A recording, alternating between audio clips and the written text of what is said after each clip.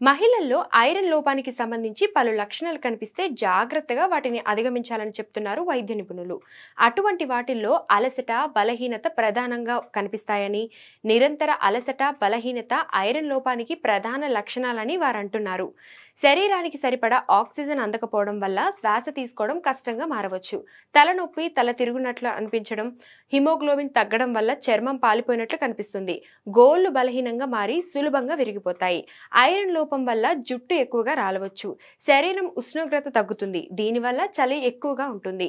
మట్టి, ఐస్ లేదా తినడానికి పనికిరాని పదార్థాలు తినాలనే కోరిక కలగవచ్చు. ఐరన్ లోపాన్ని నివారించే కొన్ని మార్గాలు: పాలకూర, బీట్రూట్, పప్పు, మాంసం, గుడ్లు, డ్రై ఫ్రూట్స్, విత్తనాలు వంటి ఐరన్ ఎక్కువగా ఉండే ఆహారాన్ని మీ రోజువారీ డైట్ లో చేర్చుకోండి.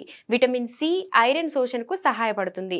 నారింజ, నిమ్మకాయ, ద్రాక్ష, స్ట్రాబెర్రీ వంటివి తీసుకోండి.